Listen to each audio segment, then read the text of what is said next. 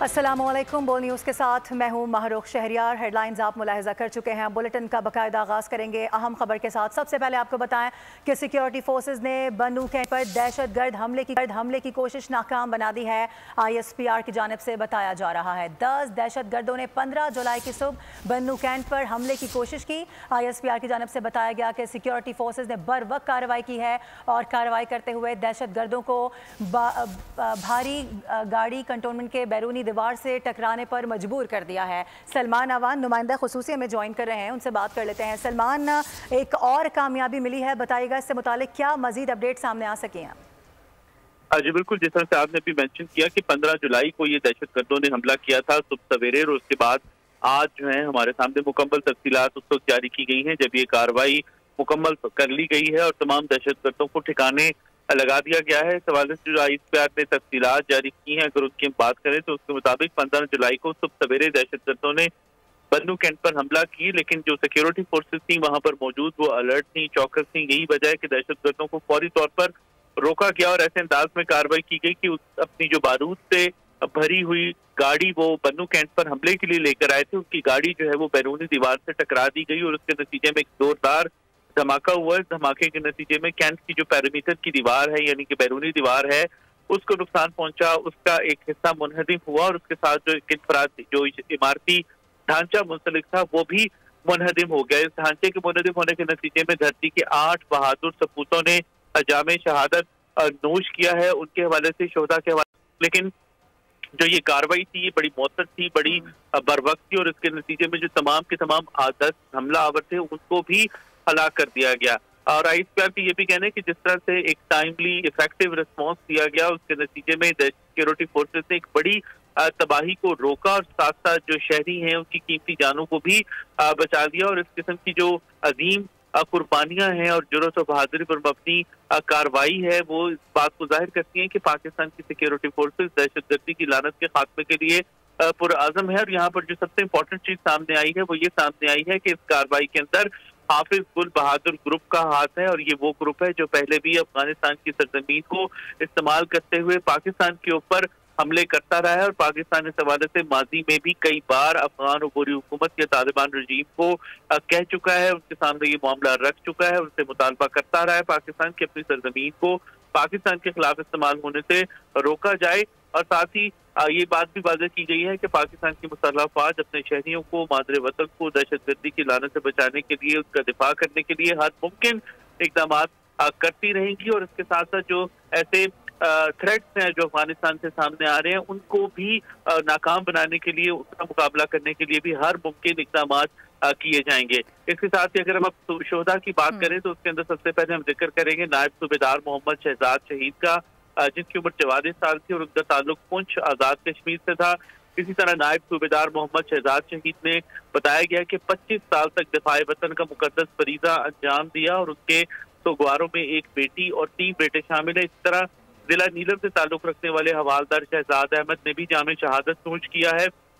उनकी उम्र 28 बरस थी और वो 8 साल से पाक फौज से मुंसलिक थे, खिदमत अंजाम दे रहे थे। उसके सोगवारों में उनकी एक अहलिया और 2 बेटियां शामिल हैं। इसी तरह शहीद होने वाले हवालदार जिले हुसैन का ताल्लुक खुशाब से था, उनकी उम्र 39 साल थी। 18 साल से वो मादरे वतन के दिफा के फरीदे पर मामूर थे।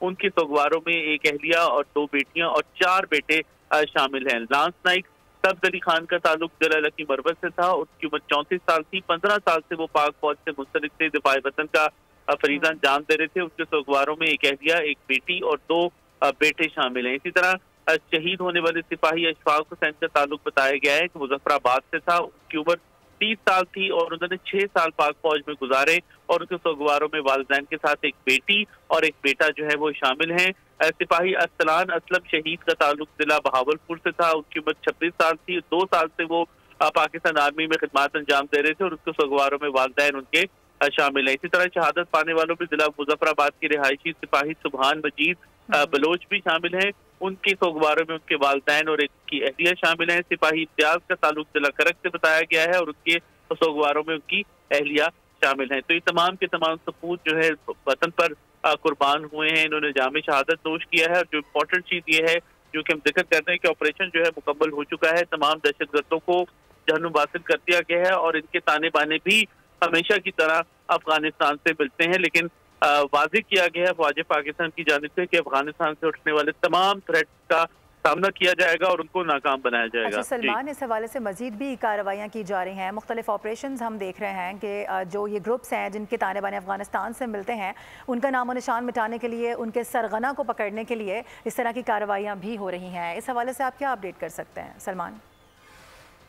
जी बिल्कुल, इसमें सबसे इम्पोर्टेंट चीज़ यही है कि इस वक्त जो दहशत गर्दी के खिलाफ ऑपरेशन किए गए हैं पाकिस्तान आर्मी की जानिब से माजी में भी, उनके नतीजे में जो दहशत गर्द है उसके एक मुनज़्ज़म नेटवर्क का कला कमा तो कर दिया गया है। दहशत गर्दों की आप एक तरह से कह सकते हैं कमर तो तोड़ दी गई है, लेकिन ऐसे दहशत गर्द जो हैं वो अब उन्हें अफगानिस्तान के अंदर पनाह मिलती है। ऐसे दहशत गर्द जो हैं वो अफगानिस्तान की सरजमीन इस्तेमाल करते हुए पाकिस्तान के खिलाफ जो कार्रवाइयाँ करते हैं। ऐसे दहशतगर्द जो हैं उनको अफगानिस्तान के रजीम जो है इस वक्त वहाँ मौजूद उसकी मुकम्मल हिमायत हासिल है। तो इसलिए एक मौसर कार्रवाइयाँ की जा रही हैं, एक ऑनगोइंग ऑपरेशन हैं जो कि मुसलसल जारी हैं पाकिस्तान में। तकरीबन आप समझ लें कि 2 दहाइयाँ तो अब हो चली हैं इन कार्रवाइयों को, और इस ऑपरेशन के अंदर पाकिस्तान ने दहशतगर्दी के बारे हम सब जानते हैं कि अरबों डॉलर का पाकिस्तान को नुकसान हुआ है। हमारे हजारों शहरियों ने, हजारों सिक्योरिटी फोर्सेज के एहलकारों ने जामे शहादत नोश किया। तो ये ऑनगोइंग ऑपरेशन है और उसमें जहाँ जहाँ सिक्योरिटी फोर्सेज को हम देखते हैं कि इंटेलिजेंस बेस्ड ऑपरेशन किए जाते हैं, दहशतगर्दों की मौजूदगी की इतलात मिलती हैं, वहाँ पर कार्रवाइयाँ की जाती हैं। या फिर जब इस किस्म के अटैक होते हैं, इस किस्म की कार्रवाइयाँ, हमले होते हैं, तो उनके खिलाफ जब जवाबी कार्रवाई की जाती है तो उसके अंदर भी बहुत सारे जो दहशतगर्द हैं, उनके सरगना हैं, उनकी जो आप कह रहे हैं कि सहूलतकार हैं, हमदर्द हैं, फिर उनकी जो कैजुअलिटीज हैं वो फिर सामने आती हैं। जी ठीक है सलमान आवान तफसीलन बता रहे थे इस अहम कार्रवाई से मुताल्लिक, और एक बड़ी कामयाबी मिली है और जो पाकिस्तान के सपूत हैं उन्होंने अपने मुल्क के लिए जानों का नजराना एक मरतबा फिर से पेश किया है। मुख्तलिफ कॉम्बिंग ऑपरेशंस इस हवाले से किए जा रहे हैं, जिस तरह से हमारे नुमाइंदे भी हमें बता रहे थे तकरीबन 2 दहाइयाँ हो चुकी हैं इस तरह के कॉम्बिंग ऑपरेशन जारी हैं, और जिसमें पाकिस्तान को वाज़ेह तौर पर कामयाबी भी मिल रही है। जो ग्रुप्स के सरगना हैं और इसके साथ साथ सहूलतकार हैं, बड़ी तादाद में उनको पकड़ा गया है और बहुत से इसमें दहशतगर्दों को जहन्नुम वासिल भी किया गया है। तो आज भी ये अहम वाक़या जो कि गुज़िश्ता रोज़ पेश आया, इसकी तफसीलात सामने आ चुकी हैं। सिक्योरिटी फोर्सेज ने बनू कैंट पर दहशतगर्द हमले की कोशिश नाकाम बनाई है। ISPR की जानिब से ये बताया गया है कि 10 दहशतगर्दों ने 15 जुलाई के सुबह बनू कैंट पर हमले की कोशिश की है, जिसको मुकम्मल तौर पर नाकाम बनाया गया है। सिक्योरिटी फोर्सेज ने बर वक्त कार्रवाई करते हुए दहशतगर्दों को बारूद से भरी गाड़ी कंटोनमेंट की बैरूनी दीवार से टकराने पर मजबूर किया। धमाके नतीजे में धरती के 8 बहादुर सपूतों ने जामे शहादत नोश किया है। ISPR की जानिब से कुछ उनकी तफसीलात भी सामने आई हैं। शहदा में नायब सूबेदार मोहम्मद शहजाद, हवालदार ज़िला हुसैन और हवालदार शहजाद अहमद, सिपाही अशफाक हुसैन, सिपाही सुबहान मजीद, सिपाही इम्तियाज़ खान, सिपाही अरसलान असलम और लांस नाइक सब्ज़ अली शामिल हैं। आपको बता दें कि मुख्तलिफ कॉम्बिंग ऑपरेशन किए जा रहे हैं और पाकिस्तान की जानिब से, पाकिस्तान की फोर्सेस की जानिब से ये अहम कार्रवाइयाँ तकरीबन 2 दहाइयों से की जा रही हैं। कॉम्बिंग ऑपरेशन किए जाते हैं जिसमें जो इस तरह के दहशतगर्द होते हैं, जो सहूलतकार होते हैं और जो मुनज़्ज़म नेटवर्क होता है, जो इस तरह की कार्रवाइयों में मसरूफ़ अमल होता है, उनके सरगना को, उनके सहूलतकारों को जहन्नुम वासिल किया जाता है। कुछ इस वक्त तस्वीर भी आप बोल न्यूज़ की स्क्रीन पर देख सकते हैं जो कि ISPR से मौसूल हुई हैं। उस वक्त की तस्वीर हैं जब ये हमला किया गया और फिर इस हमले को नाकाम बनाने के बाद किस तरह से इन दहशतगर्दों को 15 जुलाई की सुबह जहन्नुम वासिल किया गया है, ये वाज़े किया गया है। और साथ ही इसमें जो वतन के बेटे हैं, जो हमारे सपूत हैं, उन्होंने भी अपनी जानों का नजराना पेश करते हुए इस बात का सबूत दे दिया है कि वो हमारे लिए, हमारे मुल्क के लिए और हम सब की जो सिक्योरिटी है उस पर मामूर होते हैं और वो किसी भी हद तक अपने मुल्क के लिए जा सकते हैं। सलमान अवान, अगर आप हमारे साथ ही मौजूद हैं तो बताइएगा, जिस तरह से आप बता भी रहे थे, हम कोशिश कर रहे हैं कि हम एक मरतबा फिर से बात करेंगे अपने नुमाइंदा खुसूसी से जो बड़ी अहम तफसीलात हमसे शेयर कर रहे थे। अपने नाज़रीन को इस वक्त हम बता रहे हैं और दिखा भी रहे हैं कुछ वो तस्वीर जो कि ISPR की जानिब से मौसूल हुई हैं। हमारे वो सपूत, बहादुर सपूत, जिन्होंने लड़ते हुए दहशतगर्दों को जहन्नुम वासिल करते हुए जानों का नजराना पेश किया है और ख़ुद खाली की हकीकी सजा मिले हैं और इस बात का सबूत दे दिया है कि किस तरह से जो बॉर्डर्स पे मौजूद जो डिफरेंट कैटेगरीज़ में जिनको डिप्लॉय किया जाता है, जहाँ पर वो अपनी जानों की परवाह किए बगैर अपने लोगों का, अपने अफसरान का, अपने मुल्क का, अपने अवाम का दिफा करते हैं और उसके नतीजे में वो खुद शहीद हो जाते हैं। लेकिन जाते जाते जो दुश्मन है उसके जो अज़ाइम है उसको भी खाक में मिला देते हैं। सलमान अवान, अगर आप हमारे साथ मौजूद हैं, एक मरतबा फिर से बताइएगा, इस ग्रुप के हवाले से आपने बताया ताने बाने कहाँ से मिलते हैं इसके? पाकिस्तानी हवाले से बिल्कुल क्लियर है, पाकिस्तानी हवाले से बिल्कुल वाज़ेह है कि हालिया दहशतगर्दी जो पाकिस्तान में हो रही है उसमें मुकम्मल तौर पर अफगानिस्तान की सरजमीन का इस्तेमाल किया जा रहा है। और जो अफगानिस्तान में इस वक्त रजीम मौजूद है, यानी कि तालिबान का हुकूमत मौजूद है, वो पूरी हुकूमत की शक्ल के अंदर वो मौजूद हैं, वो मुकम्मल तौर पर इन तमाम सरगर्मियों पर, इन तमाम सूरत हाल पर ना सिर्फ आंख बंद किए हुए हैं बल्कि वो एक तरह से खुद सपोर्ट भी प्रोवाइड कर रहे हैं। जितनी भी अब तक दहशतगर्दी के बड़े वाक़यात हों, ये बन्नू कैंट का हमला हो, साल पहले जो कैंट का हमला हम सबको याद है कि बहुत बड़ी कार्रवाई की गई थी। इस तरह बलूचिस्तान में मुतअद्दिद मकामात पर जो फौजी कैंप्स हैं उसको निशाना बनाने की कोशिश की गई थी, इंस्टॉलेशन को निशाना बनाने की कोशिश की गई थी। चतराल में बॉर्डर पार से एक बहुत बड़ा हमला किया गया था जिसे सिक्योरिटी फोर्सेज ने नाकाम बनाया था, सरहदी चौकियों को निशाना बनाया जाता है। तो इस तमाम की तमाम कार्रवाइयों में पाकिस्तान के पास ठोस सबूत मौजूद हैं, शवाहिद मौजूद हैं कि इन कार्रवाइयों के अंदर अफगानिस्तान में बैठे हुए दहशतगर्द ग्रुपों का हाथ है। और ग्रुपों के अंदर सर फहरिस्त सफ़े अव्वल जो है वो कालादम TTP है। और ये TTP के महफूज ठिकाने अफगानिस्तान में मैसर। और हम जानते हैं कि आई थिंक 2 से 3 रोज पहले रिपोर्ट भी आई है अफगानिस्तान के हवाले से अक़वाम मुत्तहिदा की, जिसमें ये बात मानी गई है, करार दिया गया है कि कालादम TTP जो है वो इस वक्त अफगानिस्तान के अंदर सबसे ज्यादा मुतहरिक दहशतगर्द गिरोह है। और TTP की जो सरगर्मियां हैं न सिर्फ वो पाकिस्तान अफगानिस्तान बल्कि आलमी अमन के लिए भी खतरा और खदशा जो है वो साबित हो सकती है, क्योंकि यही इसी किस्म की दहशतगर्दी की सरगर्मियां थी जिनके लिए अफगानिस्तान की सरजमीन माजी में भी अलकायदा जैसे नेटवर्क की जानिब से इस्तेमाल की गई। और उसके नतीजे में जब तालिबान ने अलकायदा को पनाह दी अपने यहाँ, जब तालिबान ने अलकायदा को मुकम्मल तौर पर सपोर्ट प्रोवाइड की, तो उसका नतीजा फिर अफगान हकाम ने अमरीकी हमले की सूरत में भुगता, अब अफगान हकाम ने अमरीकी ऑक्यूपेशन की सूरत के अंदर भुगता। और फिर हमने देखा कि कितने साल अमेरिका जो है वो अफगानिस्तान में आकर बैठा रहा और पूरा खित्ता जो है वो इससे दहशतगर्दी के खिलाफ जंग से जो फिर लड़ी गई उससे मुतासिर हुआ। तो ये वही पॉलिसी जो है हम देख रहे हैं कि अफगानिस्तान जो है में तालिबान दोबारा बरसर इक़्तिदार आए हैं। और पाकिस्तान का ख्याल था कि शायद अफगान तालिबान ने अपनी माजी की गलतियों से, माजी की कोताहियों से, माजी की जो एक रेकलेस किस्म की पॉलिसीज हैं शायद उनसे कुछ सीखा हो, लेकिन उन्हें दिखाई यही दे रहा है कि तालिबान ने कोई चीज नहीं सीखी। वो अब भी वही के उसी जो 90s का इरा है उसके अंदर जिंदा रह रहे हैं और वो दोबारा इस किस्म की सरगर्मियों को प्रमोट कर रहे हैं, इस किस्म की सरगर्मियों पर उन्होंने आंखें बंद करके रखी हैं। तो ये इंतहाई तशवीशनाक बात है, इंतहाई तशवीशनाक पहलू है, क्योंकि पाकिस्तान ने हमेशा एक खुशहाल, पुरअमन और मुस्तहकम अफगानिस्तान की बात की है। और पाकिस्तान ये वाज़ेह कर चुका है कि पाकिस्तान समझता है कि मुस्तहकम, पुरअमन, खुशहाल, तरक्की याफ्ता अफगानिस्तान उसके अपने मफाद में है। और पाकिस्तान की तरक्की खुशहाली जो है वो भी अफगानिस्तान की तरक्की खुशहाली से जुड़ी है। ऐसे में तालिबान के साथ से पहले भी पाकिस्तान जो है वो सोवियत हमले के बाद से तालिबान की मेजबानी, अफगान शहरियों की मेजबानी करता आया। मिलियन अफगान जो है वो पाकिस्तान में रहे हैं, कमोबेश 40 लाख के करीब इनकी तादाद पाकिस्तान के अंदर रही है, जो पाकिस्तान में परागज़ीन कैंपों में रहे हैं और उसके बाद पाकिस्तान के हमने देखा शहरों में फैले हैं। बहुत सारे जराइम जो है वो अफगान शहरियों की बदौलत, अफगान महाजिरीन की बदौलत पाकिस्तान में आए, चाहे वो क्लाशनिकोव कल्चर हो, चाहे वो हेरोइन कल्चर हो, चाहे वो दीगर जराइम हो। और अब जब दोबारा तालिबान के आने के बाद फिर अफगान शहरियों की बड़ी तादाद ने पाकिस्तान का रुख किया, तो पाकिस्तान ने फिर अपनी जो मेजबानी के दरवाजे जो हैं वो इनके लिए खोले हैं, लेकिन वहां से हमें कभी अच्छा रिस्पॉन्स नहीं मिला। और आप देख बिल्कुल सकते हैं आप सही कह रहे हैं कि कभी भी अच्छा रिस्पांस नहीं मिला। पाकिस्तान ने बहुत मौके दिए हैं, लेकिन उसके बावजूद भी हम देखते हैं कि ऐसा होता आया है। बार बार कहा जाता है कि अफगानिस्तान की सरजमीन पाकिस्तान के लिए इस्तेमाल नहीं होने देंगे, यही वजह है कि इस तरह की फिर कार्रवाइयाँ अमल में आती हैं। तफसीलन आगाह कर रहे थे आप, बेहद शुक्रिया आपका सलमान अवान। खबरों के सिलसिले को आगे बढ़ाएंगे। आपको बताएं कि हुकूमत ने पेट्रोलियम मसनूआत की कीमतों में बड़ा इजाफा कर दिया है। पेट्रोल 9 रुपये 99 पैसे फी लीटर महंगा हो गया है। नई कीमत 275 रुपये 60 पैसे फी लीटर तक जा पहुंची है, जबकि हाई स्पीड डीजल की फी लीटर कीमत 6 रुपये 18 पैसे बढ़ा दी गई है। 283 रुपये 63 पैसे फी लीटर में अब फरोख्त होगा। कीमतों में इजाफे पर अवाम फट पड़े हैं।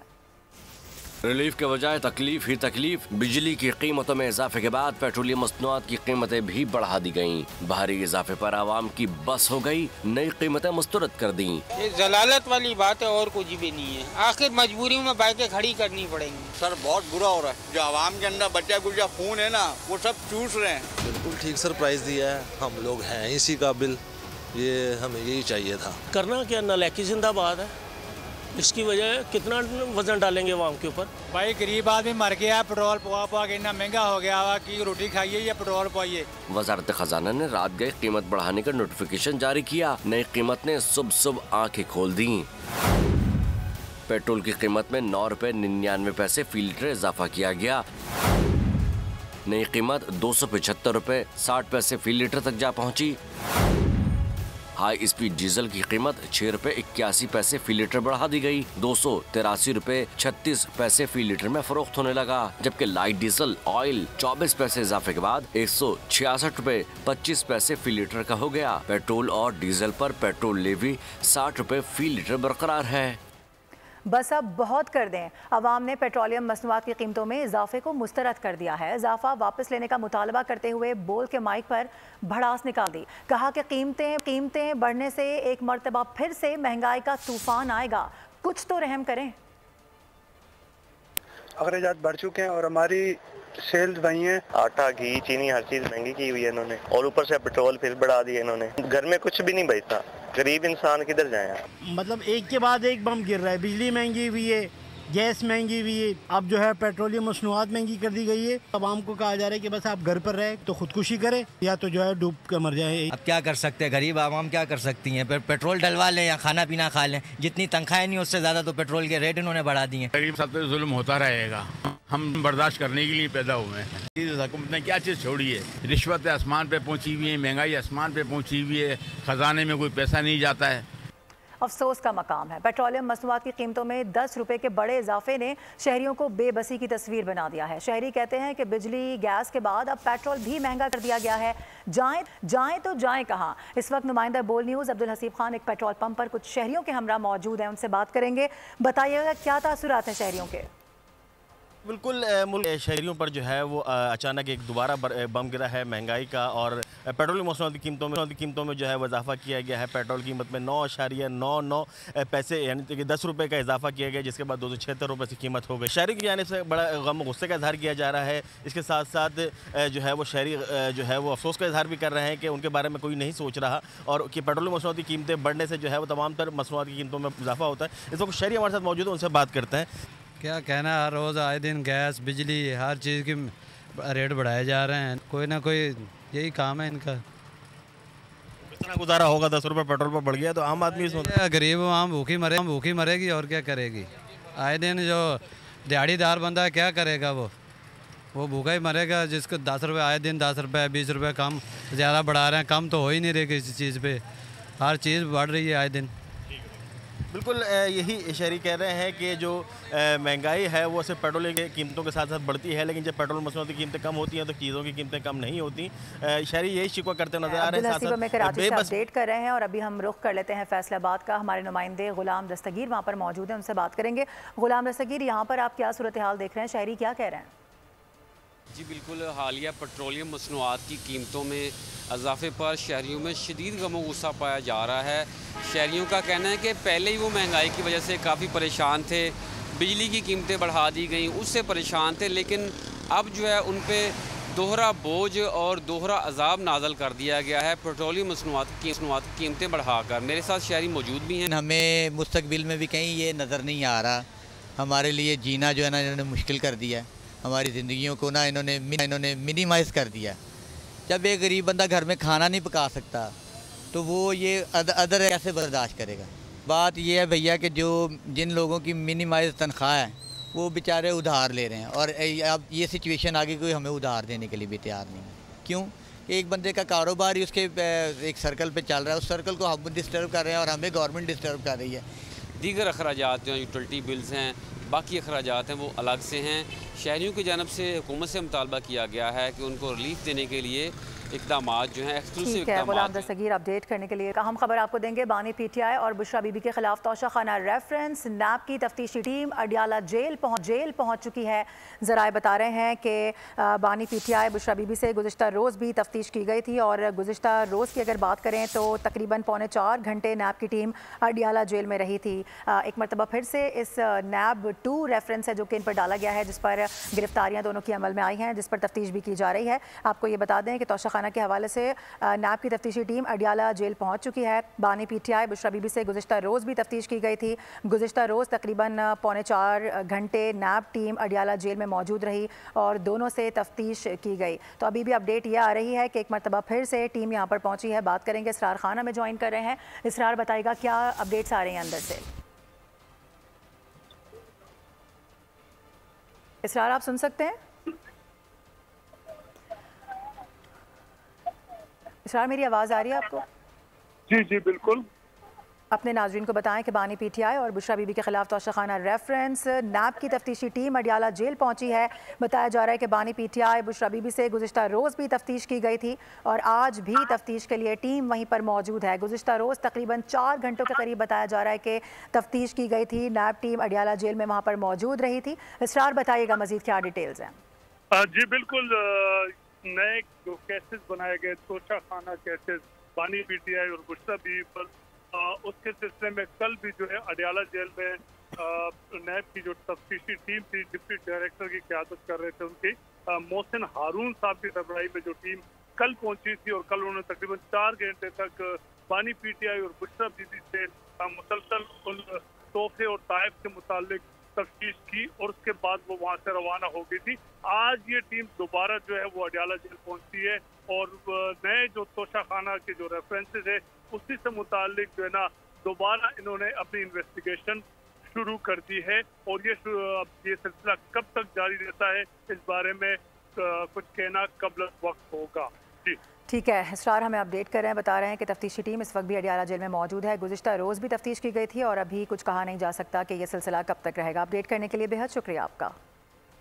और अभी खबर यह है कि वफाकी हुकूमत ने तहरीक इंसाफ पर पाबंदी लगाने का फैसला कर लिया। वज़ीर इत्तलात अता तारड़ कहते हैं कि 9 मई को मुल्की दिफा पर हमले किए गए साइफर अफशा करके मुल्क दुश्मन कुव्वतों को तक़वियत दी गई। तहरीक इंसाफ ने गैर आइनी तौर पर असम्बलियों को तोड़ा।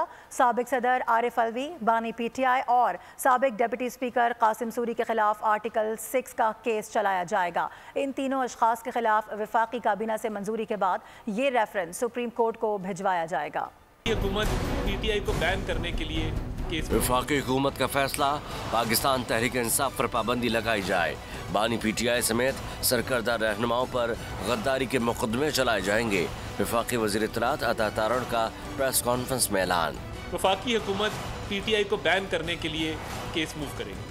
वज़ीर इत्तलात ने कहा कि हुकूमत ने फैसला किया है कि साबिक सदर आरिफ अलवी, बानी PTI और साबिक डिप्टी स्पीकर कासिम सूरी के खिलाफ आर्टिकल 6 का केस चलाया जाएगा। तो हुकूमत ने ये फैसला किया है कि तब के सदर आरिफ अलवी, तब के वज़ीर आज़म इमरान नियाजी और तब के डिप्टी स्पीकर कासिम सूरी के खिलाफ रेफरेंस मूव किया जाए और ये आर्टिकल 6 का रेफरेंस जो है ये भी काबीना से मंजूरी के बाद सुप्रीम कोर्ट को भिजवाया जाएगा। अता तारड़ ने कहा कि बानी PTI 9 मई में मुलव्वस हैं। उन्होंने मुल्क के दिफाई इदारों को नुकसान पहुँचाया। वज़ीर इत्तलात ने कहा कि मखसूस नशिस्तें PTI को दिए जाने के खिलाफ नजरसानी अपील भी दायर की जाएगी। अता तारड़ ने कहा PTI ने IMF की डील को सबूताज करने की कोशिश की। मुल्क के साथ अब खिलवाड़ नहीं होने देंगे। अहम खबर आपको देंगे। बैरिस्टर सैफ ने नून लीग में अंदरूनी इख्तिलाफात के इंकशाफात कर दिए हैं। शरीफ खानदान को इमरान फोबिया हो गया है, बैरिस्टर की जानिब से कहा गया है। साथ ही उन्होंने कहा कि PTI पर पाबंदी का फैसला नून लीग के अंदरूनी मामलात का नतीजा है। अहम अपडेट सामने आ रही है। नवाज शरीफ और मरियम नवाज कैंप शहबाज शरीफ का धड़न तख्ता चाहते हैं। नून लीग में इक़्तिदार की लड़ाई मनतकी अंजाम को पहुंचने वाली है। बैरिस्टर सैफ ने ये अहम इंकशाफात किए हैं। गद्दारी के मुर्तकिब दूसरों पर गद्दारी के मुकदमा चलाने की बात कर रहे हैं। सुप्रीम कोर्ट फैसले के बाद सबसे बड़ा जो मामला है उसमें चीफ इलेक्शन कमिश्नर है ये बताया गया है। और आपको ये बता दें कि नून लीग में इक़्तिदार की लड़ाई मनतकी अंजाम को पहुंचने वाली है। बैरिस्टर सैफ ने ये अहम इंकशाफात कर दिए हैं। आगे बढ़ेंगे। पाकिस्तान में किसी सियासी जमात पर पाबंदी अमेरिका के लिए बाइस तशवीश होगी। PTI पर पाबंदी के फैसले पर अमेरिका का रद्द अमल सामने आ गया है। तर्जुमान महकमा खारजा मैथ्यू मिलर ने कहा है कि अमेरिका पाकिस्तान समेत हर मुल्क में कानून की हुक्मरानी की हिमायत करता है, जमहूरी उसूलों का एहतराम चाहते हैं। अमेरिका पाकिस्तान समेत किसी भी दूसरे मुल्क में सियासी तशद्दुद के खिलाफ है। और अब आपको बताएं कि माहिर कानून हाफिज एहसान अहमद कहते हैं कि आइन का आर्टिकल 17(2) कहता है कि पार्टी पॉलिसी में कोई ऐसी चीज़ शामिल ना की जाए जिससे पाकिस्तान की सालमियत को खतरा हो। दुनिया बोल है में गुफ्तगू में उनका कहना था कि ये कानून वफाकी हुकूमत को इख्तियार देता है कि वो अपना रेफरेंस सुप्रीम कोर्ट में भेज सकती है। इलेक्शन कमीशन भी वफाकी हुकूमत को किसी भी पार्टी के खिलाफ रेफरेंस भिजवा सकता है। 213 जो है इलेक्शन एक्ट 2017 का, वो बड़ा वाज़े इस मामले के अंदर कि अगर किसी पॉलिटिकल पार्टी के खिलाफ कोई डिक्लेरेशन जो है वो federal government supreme Court of Pakistan के अंदर भिजवाती है और सुप्रीम कोर्ट ऑफ पाकिस्तान उस डिक्लेरेशन को कंफर्म कर देती है, और पाकिस्तान के अंदर दो ऐसी एग्जांपल्स हैं कि जिसके अंदर एक दफ़ा सुप्रीम कोर्ट ऑफ पाकिस्तान ने फेडरल गवर्नमेंट के डिक्लेरेशन को एक्सेप्ट नहीं किया था, और दूसरा एक ऐसी पॉलिटिकल पार्टी थी जिसके अंदर Supreme Court of Pakistan accept किया था। अगर Supreme Court of Pakistan accept कर लेती है तो उस पॉलिटिकल पार्टी के जितने भी लोग पाकिस्तान की पार्लियामेंट। जबकि दूसरी जानिब रहनुमा पीपल्स पार्टी शर्जील मेमन का कहना है कि PTI पर पाबंदी से मुताल्लिक उनकी जमात को एतमाद में ही नहीं लिया गया। TV शो में गुफ्तगू में उनका कहना था कि हमसे कोई राबता तक नहीं किया गया। उनका कहना था कि वफाकी काबीना की जानिब से अभी इस हवाले से फैसला आना बाकी है। माजी में पीपल्स पार्टी ने भी इस तरह की जो सोबतें हैं वो बर्दाश्त की हैं। उन्होंने कहा कि सूरत हाल की जिम्मेदार बानी PTI पर आयद होती है। किया गया पीएमएलएन की गवर्नमेंट जाने से तब पीपल्स पार्टी को से कोई राब्ता नहीं था, ना उनसे डिस्कस किया गया और ना ही उनसे पूछा गया। ये जो भी ये एपिसोड हुआ है इसका जो जिम्मेदार अगर मैं किसी को समझता हूँ और मैं नहीं पूरी कौम समझती है तो इमरान खान को समझती है, क्योंकि उनकी जो पॉलिसीज रही हैं, फैशिज्म की पॉलिसी रही है उनकी, जिस तरीके से उन्होंने जो एक पोलराइजेशन की पॉलिसी रही है, इदारों के खिलाफ हमले, अपने मुखालिफ पार्टियों के खिलाफ हमले, और उन्होंने हर स्टेट को जो है मुल्क के जितने भी इंपॉर्टेंट चीजें उनको उन्होंने कॉम्प्रोमाइज करने की कोशिश की है। कोई भी पॉलिटिकल पार्टी इस तरह नहीं करती। बाजी में पीपल्स पार्टी की लीडरशिप ने इससे बदतरीन किस्म के जो है वो टफ टाइम देखे। पीपल्स पार्टी की लीडरशिप फांसियों पर चढ़ी। पीपल्स पार्टी ने तो हमेशा कोशिश ये की है कि तमाम पार्टी जो है वो टेबल पर बैठकर, तमाम स्टेक होल्डर टेबल पर बैठकर बात करें। जबकि रहनुमा पीपल्स पार्टी शरीर रहमान ने कहा है कि PTI पर पाबंदी लगाकर कुछ भी हासिल नहीं होना। माजी में ये सब कुछ पीपल्स पार्टी के साथ भी हो चुका है। TV इस मामले पर एतमाद में ही नहीं लिया गया। ऐसा कदम उठाकर वापसी का रास्ता मुश्किल हो जाता है। में मुशावरत नहीं हुई है चेयरमैन मुल्क से। हमें कोई अंदिया नहीं था जी कि ऐसी कोई बात होने लगी है या इस तरह का कदम लिया जा रहा है, और एक इज्तिमाई दानिश से ही फैसले मैं समझती हूँ बेहतर होते हैं।